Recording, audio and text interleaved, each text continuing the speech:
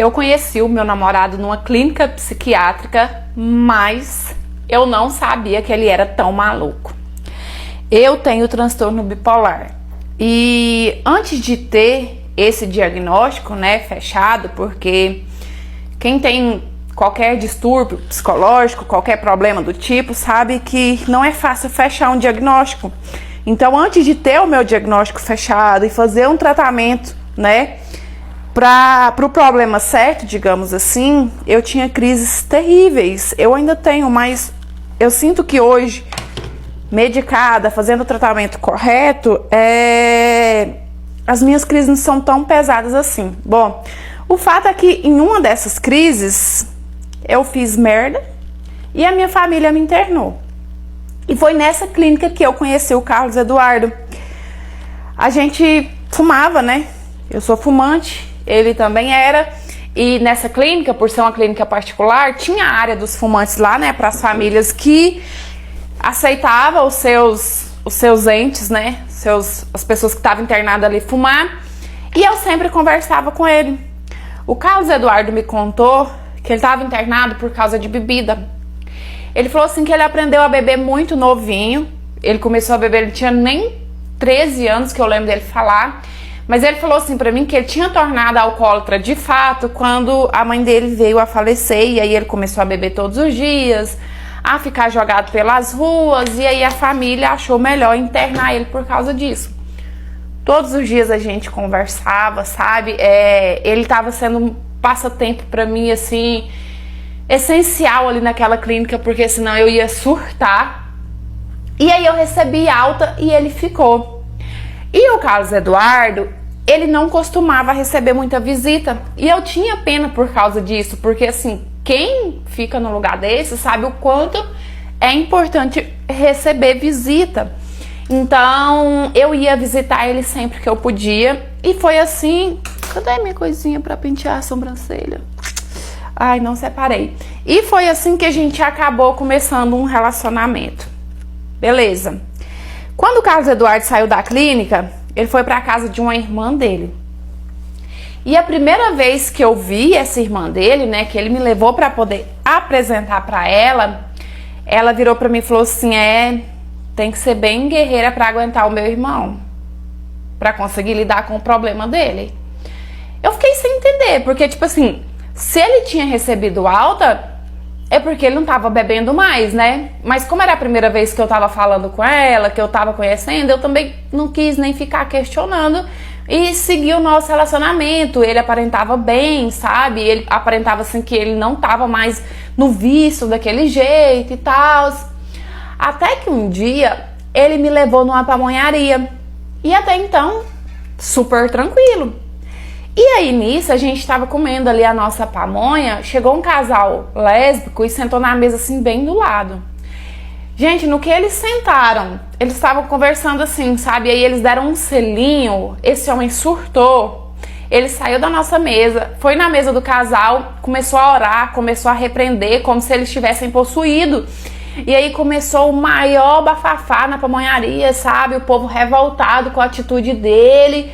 E eu tentando tirar ele daquela situação. Carlos Eduardo, pelo amor de Deus, deixa o povo, sai de cima. Quando eu vi que eu não conseguia, me julguem, gente, eu deixei lá, virei as costas e vim pra casa. Porque, tipo, eu não conseguia, o cara tava completamente fora de si. Depois deu polícia, ele teve que ir na delegacia, sabe?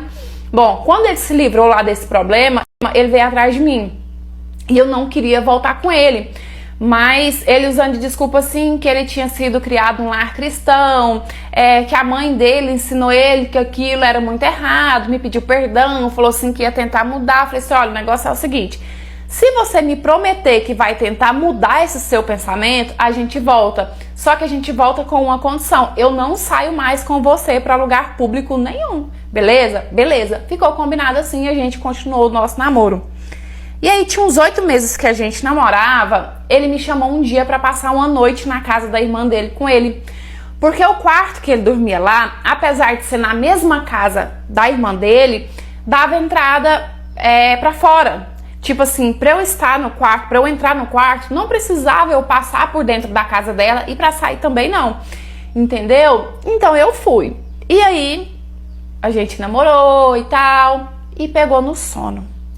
Quando foi no meio da noite, gente, eu acordo com ele me puxando da cama pro chão. Ele me jogou no chão. E ele cochichando, ele falava assim, vem pra cá, entrando embaixo da cama. E ele tava com os olhos tão arregalados, tão assustado, eu sem entender nada, que eu fui entrando também, né? Poxa, se ele tá assustado, alguma coisa tá acontecendo. Pra mim, tinha um ladrão invadindo o quintal, não sei. E aí eu entrei embaixo da cama com ele. Quando eu entrei embaixo da cama com ele, eu falei assim, o que tá acontecendo? Também cochichando, né? Com medo de sei lá o que escutar. Ele falou assim pra mim, você não tá ouvindo esse helicóptero que pousou aí, não? Eles me encontraram, eles estão atrás de mim, eles veio aqui pra me pegar. E aí eu vi que ele tava delirando. Eu vi que ele tava tendo, na verdade, um surto.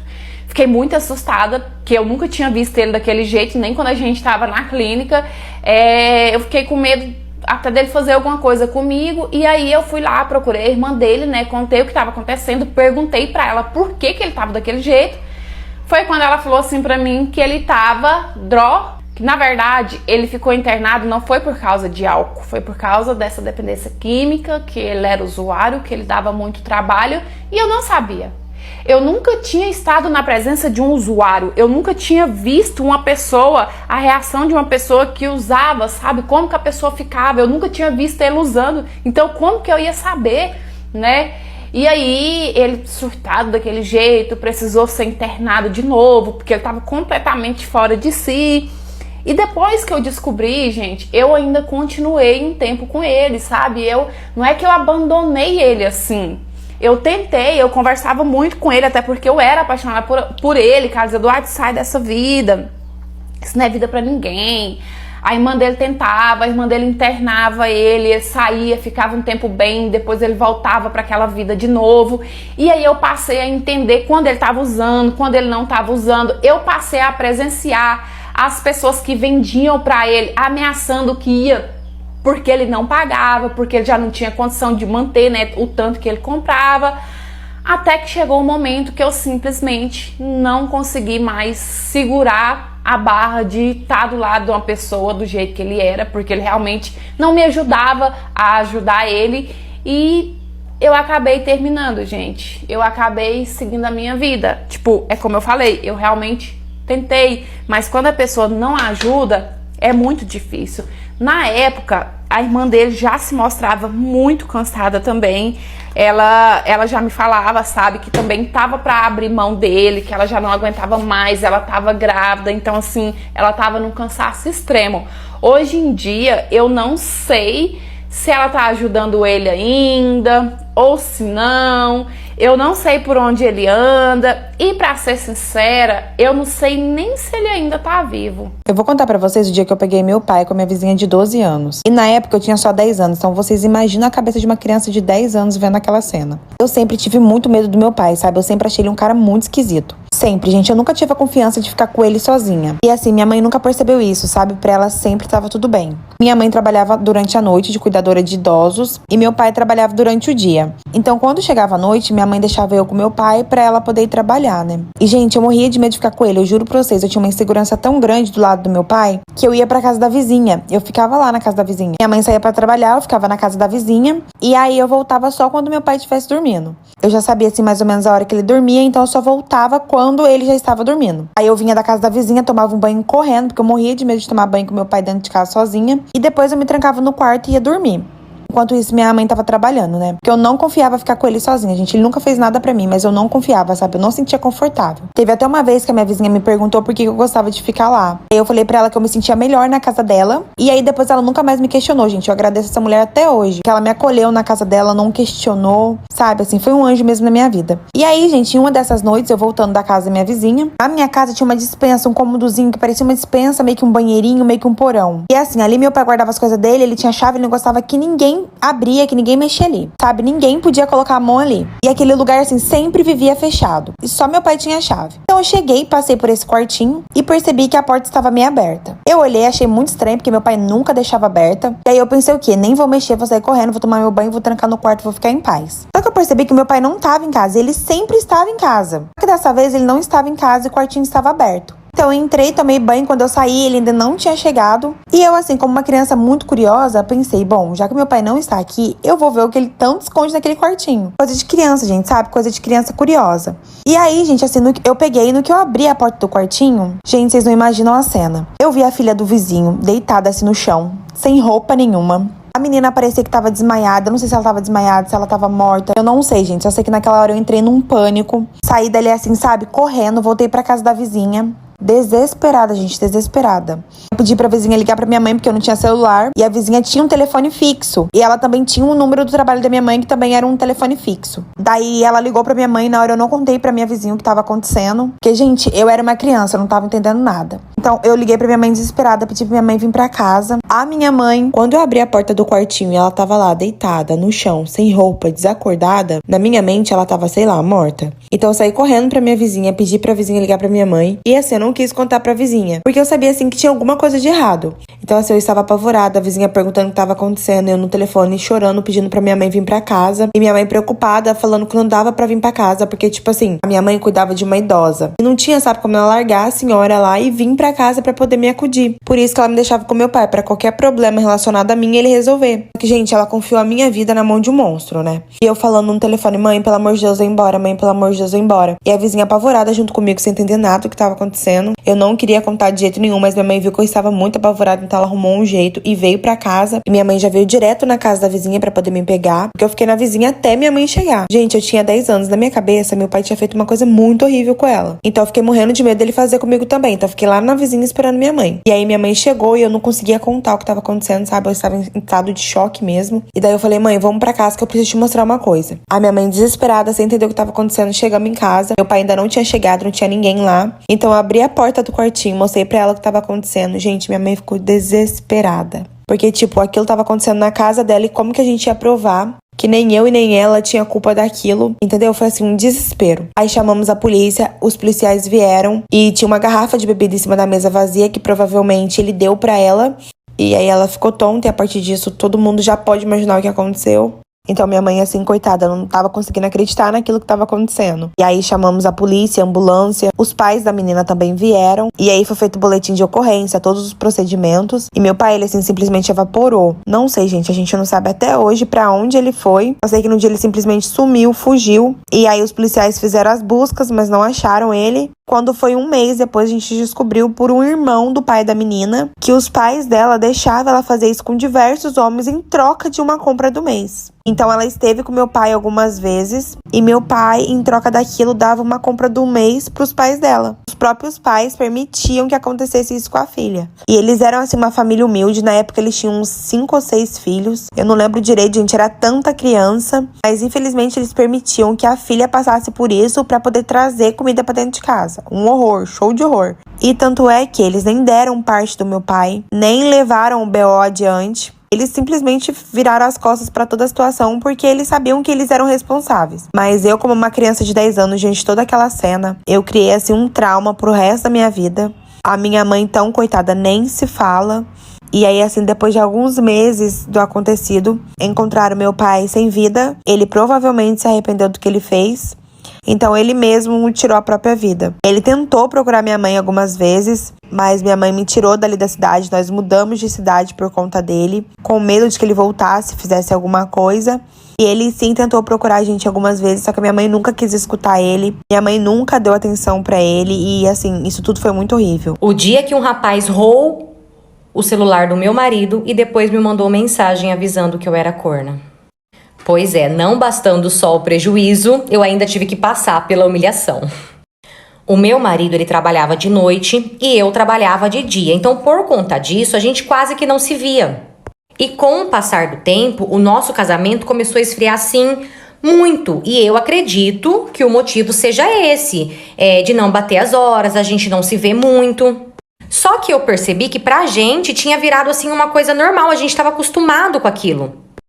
Enfim, eu aproveitei que o aniversário dele estava próximo, né, estava chegando, e eu quis fazer uma surpresa para ele, fazer algo diferente, afinal fazia muito tempo que a gente não fazia nada assim de diferente juntos. Então eu conversei com meu marido, nós conseguimos pegar uma folga no mesmo dia, conseguimos conciliar e pegamos esse dia para sair, para se divertir, para aproveitar. Saímos, comemos, bebemos, nos divertimos assim muito. Até que no final do rolê, eu dei um presente pra ele. E o presente era um celular novo, porque o celular dele, gente, estava todo assim, quebrado já. Nossa, e ele ficou super feliz com o presente. Na verdade, nem eu imaginava que ele ia ficar tão feliz assim com o presente. Beleza, no dia seguinte voltamos da nossa rotina normal e vida que segue. Porém, 5 dias depois que eu dei o celular pra ele, infelizmente errou o celular dele. Então, como eu estava dizendo, 5 dias depois que eu dei aquele celular pra ele, infelizmente levaram. Segundo ele, ele desceu do ônibus com o celular no ouvido, porque ele estava ouvindo um áudio do amigo dele. E assim que ele desceu, já passou um cara de bicicleta, pegou o celular e tchau, obrigado. Nossa, eu sei que ele chegou em casa, gente, assim, todo arrasado, péssimo. E quando eu vi ele daquele jeito, eu fiquei péssima também. E eu fiquei mais mal ainda, porque eu já tinha que sair pra trabalhar e eu não ia poder ficar ali com ele, sabe? Beleza, dei um abraço ali nele rapidinho, um beijo nele e saí, fui trabalhar. E aquele dia, gente, eu passei o dia mal, péssima, triste. Ai, que dia ruim pra mim, porque além de tudo isso, eu ainda não tinha nem começado a pagar aquele celular. Beleza, tô eu lá no meu trabalho, até que o celular vibrou. E quando eu peguei pra ver quem era, eu vi que era a mensagem do número do celular do meu marido. Então eu rapidamente corri pro banheiro, porque eu queria ver a mensagem. Porque na minha cabeça, quando eu vi, eu achei que ele tinha conseguido recuperar e tinha me mandado mensagem. E assim que eu abri aquela conversa, gente, tinha vários, tá? Vários mesmo. Prints do meu marido me traindo, troca de nudes, marcando encontro, mensagens, foto dele com outras mulheres. E embaixo dos prints, a pessoa mandou uma mensagem escrito assim: moça do céu, pense numa mulher corna. Essa mulher é você. Se eu fosse você, eu fazia até exame. Palavras dessa pessoa. Falou lá o que tinha pra falar, mandou o que tinha pra mandar e me bloqueou. Óbvio que aquele dia não tinha nem como eu continuar no trabalho. Saí mais cedo e fui pra casa. E assim que eu cheguei em casa, meu marido tava dormindo, acordei ele e falei pra ele que o ladrão tinha mandado mensagem. E nisso ele já despertou, achando que eu já tinha conseguido, que eu tinha alguma novidade, algo assim. Então ele olhou pra mim e perguntou o quê? O que eles tinham mandado? E eu virei o celular pra ele ver. E quando ele viu todos aqueles prints, fotos, nudes, tudo, tipo assim, deu tela preta nele. Ele ficou assim, sabe? Travado, paralisado. E assim que ele começou a voltar pro corpo dele, que eu não sei se ele realmente travou ou se ele tava tentando achar uma desculpa ali. Ele começou a dizer que era pegadinha, que aquilo era montagem, que não era ele. Só que, tipo assim, em algumas fotos dava pra ver tatuagens igualzinha a dele, mas ele negando até o fim. Eu falei pra ele que eu queria separar, porque não tinha como, porque eu fiquei indignada com a cara de pau dele mentindo, olhando pra mim assim, sabe? Cara, eu fiquei louca da vida com aquilo. Eu falei pra ele que eu queria separar. Nisso ele veio pra cima de mim, todo bravo, grosso, estúpido, dizendo que da casa dele ele não ia sair, que era pra eu sair se eu estivesse incomodada. Então ali eu nem perdi meu tempo, arrumei as minhas coisas, fui pra casa da minha mãe, arrumei um advogado e resolvi tudo pela lei. Beleza, passou uns meses até que um dia um fake me mandou mensagem no Facebook. E na mensagem essa pessoa dizia assim: vi que você separou, fiquei muito feliz por você, se cuida. E não, gente, até hoje eu não sei quem é essa pessoa, queria muito saber mesmo, mas eu não sei.